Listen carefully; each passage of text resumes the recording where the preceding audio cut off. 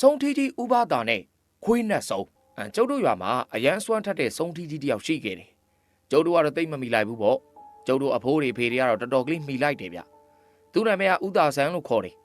ဒါပေမဲ့ရွာလူတွေကတော့ဥပဒါလို့ပဲခေါ်ကြတယ်ဗျလူကွယ်မှာဆိုရင်တော့ဆုံးထီးကြီးဥပဒါလို့ခေါ်ကြတာပေါ့ဗျာသူ့ပုံစံကတော့လူကခတ်ပူပူခတ်ဝဝဖိုင်ဖိုင်ဗျနှကမ်းမွေးမုတ်စိတ်ပွေးကျို့တို့ကျဲတဲ့နဲ့ခေါင်းလည်းထိတ်ပြောင်ဖြစ်နေတာဗျမျက်နှာမှာလည်းကြောက်ပေါက်မာတွေနဲ့ဆိုတော့ကြီးလိုက်ရင်ကိုကြောက်စရာကြီးပေါ့ဗျာဒါပေမဲ့ तू ကအမြင်သာကတ်ဖို့ကောင်းတာအင်မတန်ခင်မှုကောင်းတဲ့လူကြီးဗျအမြဲတမ်းကိုင်းကြီးမြုံနေပြီးတော့ခတ်ပြုံးပြုံးကြီးဖြစ်နေတတ်သေးတာဝေစားဆိုရင်လည်းအင်ကြီးစုပ်ကြီးဖြစ်ဖြစ်စွတ်ကျဲလက်ပြတ်ကြီးဖြစ်ဖြစ်ဝှက်ဝှက်ထားတတ်ပြီးတော့အောက်ကလည်းပစိုးတိုတိုနဲ့တာဖနက်ကြီးကိုစီးထားတတ်တယ်သူ့ကိုဆုံးဆိုတာတော့ရွာကလူတိုင်းသိကြတာမဟုတ်ဘူးကျုပ်ဖို့ကရင်ကတကြီးဖြစ်ခဲ့လို့သာသူ့အကြောင်းသိနေတာဗျသူကဆုံးဆိုပေမဲ့လည်းတခြားဆုံးနေလို့ပြူစားတာတွေပါမလုပ်ဘူးဗျရိုးသားလဲလုပ်တယ်နွားမွေးတယ်ဒီလောက်ပဲလောက်ကင်စားတော့နေတာကျုပ်တို့ဖို့ပြောဘူးတာကဆုံးနေရလက်ကြောမတင်တဲ့လူတွေတဲ့ကိုလှုပ်စားတဲ့ကိုလှုပ်ပြီးတော့ဟင်းကောင်းမစားနိုင်လို့ဟိုလူဖမ်းစားလိုက်ဒီလူပြူစားလိုက်နဲ့လှုပ်ပြီးတော့အမဲသားဟင်းတို့ကြက်သားဟင်းတို့တောင်းပြီးခေါ်စာပြက်ခိုင်းပြီးတော့စားတော့ကြတာတဲ့ဥပဒါတော့အဲ့လိုမဟုတ်ဘူးဗျကျုပ်တို့ငငယ်တုန်းကတည်းကသူ့ကိုဆုံးမှန်းလဲလုံးဝမသိဘူးနောက်တော့မှအဖိုးတို့ပြောပြတာရဲ့ကျုပ်ကိုယ်တိုင်ကြုံတွေ့ခဲ့ရတာတွေရဲ့အကြောင်းဆုံးမှန်းသိလိုက်ရတာ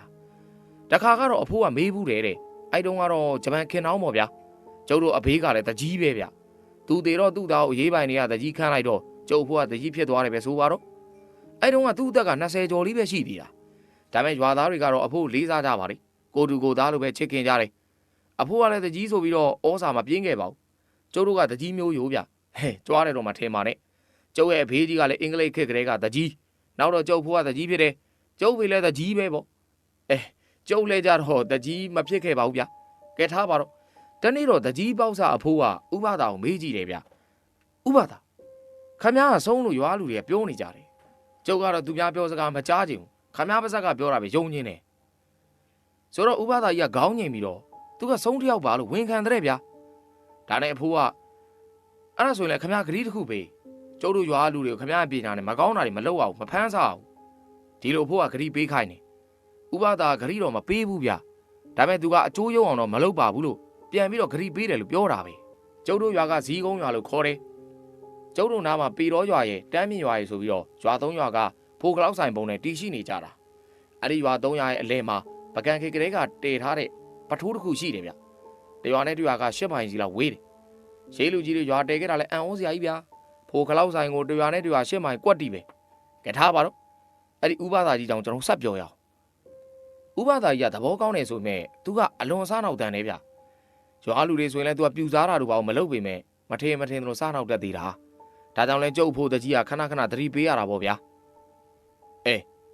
ဒီခါမှကျွန်တော်ပြောပြမှာကခုနဖမ်းစားတဲ့ဇက်လန်းပဲဗျအဲ့ဒီဖြစ်တုန်းကကျုပ်တို့ကခန့်ငယ်ငယ်ပေါ့တရက်တော့ကျုပ်ရဲ့ဖိုးတရုပ်ဆိုတဲ့ကျုပ်တငယ်ချင်းနောက်ပြီးတော့တခြားတငယ်ချင်းတွေလည်းပါသေးတယ်ဘုံကြီးကျောင်းဝိုင်းနောက်ဖက်မှာဂုံချင်းတို့ခင်းကစားကြတာပေါ့ဗျာဂုံချင်းဆိုတာကတော့ဂုံချင်းရဲ့အစီဗျခပ်ပြားပြားချောချောကလေးဖြစ်နေတာလေအဲ့ဒါနဲ့ပြစ်ပြီးတော့ကစားရတာကျုပ်တို့ကတော့ဂုံချင်းတို့လို့ခေါ်တာပေါ့အဲ့မှာစောနေတော့ဖိုးတရုပ်ကဘိုက်အောက်နေဆိုပြီးတော့လဲကျသွားတာဗျသူ့ဘိုက်ကိုလည်းလက်နဲ့ဖိထားပြီးတော့အော်နေတော့တာအဲ့တုန်းကကျုပ်တို့အားလုံး10နှစ်သားလောက်ပဲရှိသေးတာဆိုတော့ဘာလို့မှလည်းမသိဘူးပေါ့ဒါနဲ့ဖိုးတရုပ်ဝိုင်းထမ်းပြီးတော့သူ့အိမ်ကိုလိုက်ပို့ကြတာပေါ့ဗျာသူ့အိမ်ရောက်တော့ပို့ဆိုးလာတာဗျဖိုးတရုပ်မှငိုပြီးတော့လူလှိမ့်နေတာပဲဒါနဲ့ရွာကဆေးဆရာယူပဲပင်းကြတာပေါ့ဆေးဆရာကြီးကလာကြည့်တော့လေဘာမှသိမထူးကြဘူးဆေးဆရာကြီးကတေချာစမ်းသပ်ကြည့်ပေမဲ့လေလေလဲမဟုတ်ဓာတ်သဘောလဲမဟုတ်ပဲအဖေရှာမရဘူးဖြစ်နေတာဒါနဲ့ဆေးဆရာကြီးကပယောကားလို့ယူဆပြီးတော့ပယောကားစစ်ကြည့်တာပေါ့ကျုပ်တို့ငငယ်ကဘိန်းတော်ဆေးဆရာကြီးတွေဆိုတာအထက်လန်းတွေပါလေအနေချင်းတက်ကြတယ်ဗျတော်ယုံဖန်းစားတာလောက်ဆိုရင်သူကိုရင်ပြီးတယ်ဒါနဲ့ဖိုးတယောက်ကိုပယောကားစစ်မယ်လဲဆိုရောဖိုးတယောက်ကရုပ်တရက်၄ဘတ်ကောက်ထောက်လိုက်ပြီးတော့ခွေးလိုဦးတယ်ဗျကျုပ်တို့လည်းမျက်မြင်မို့လို့အံ့ဩနေမိတာပေါ့ဦးတော်မှတကယ်ခွေးတကောင်နဲ့တော်တော်ကိုတူတာဗျကျုပ်ပြအဲ့လိုဦးရက်မှာတော့မဟုတ်ဘူးဒါနဲ့ဆေးဆရာကြီးကကျိန်းမောင်းလိုက်တော့မှဦးတာရက်ပြီးတော့ခွေးတိုင်ကလေးငုတ်တုတ်ထိုင်းနေတာနောက်တော့ဆေးဆရာကြီးကနေကဘာလဲဘာလို့လှုပ်ထားလဲမေးတော့မှဒွေးချောင်းကဆုံးမပါတဲ့နာမည်လည်းပြောလိုက်သေးတယ်ကျုပ်ကတော့တိတ်ပြီးတော့မမှတ်မိတော့ဘူးဗျမီအေးဆိုလားဘာလားပဲအဲ့လိုနာမည်မျိုးသူကအမဲသားစားခြင်းလို့ကလေးကိုပြုစုထားတာတဲ့အမဲသားလေးပိတ်သားကိုမကြက်ကြက်ကင်ပြီးတော့သကောတဲ့ထက်ဖတ်ရွက်ခင်းပြီးတော့ထမင်းမောင်ပုံပေးပါတဲ့ပြီးတော့ဖျားငုတ်တို့ဂုံသားကိုနိုင်ရိုင်းသွင်းကြလောက်လာချပေးပါတဲ့မချမေးမချင်းကလေးကိုလုံးမယ်လို့လည်းပြောရော ဒါနဲ့ဆေးဆရာကြီးလည်းသူတက်တော့ကူပေးပါတယ်ဖိုးတရုံမေဆိုရင်လည်းသူသားလေးကိုကယ်ခိုင်းတာပေါ့လေဗျာဒါပေမဲ့ဆေးဆရာကြီးကဆုံးကအဆင့်မြင့်လို့သူကုလို့မနိုင်ဘူးလို့ပြောတာဗျာဆေးဆရာကြီးရေမန်းနေပတ်ကျိန်လုံးတွေနဲ့ရိုက်ပေမဲ့ဖိုးတရုံကခွေးတိုင်ထိုင်ပြီးတော့ရီနေတာဗျာဘဲနေမအောင်မနေဘူးဆေးဆရာကြီးကမနိုင်တာလည်းဖြစ်နိုင်ပါတယ်နောက်တော့ဆေးဆရာကြီးလည်းလက်လျှော်လိုက်ရအောင်ဒါနဲ့ဆုံးတဲ့အပေးယူတော့လှုပ်လိုက်တယ်အမဲသားချပင်ကလေးကိုရံမပြုတ်နဲ့တော့ပေါ့နောက်ထပ်လည်းမလုံနဲ့တော့ဆိုတော့ဆုံးမလည်းဂရီပေးတယ်ဗျအဲ့ဒါနဲ့ပဲအမဲသားရဖို့စီစဉ်ကြတာပေါ့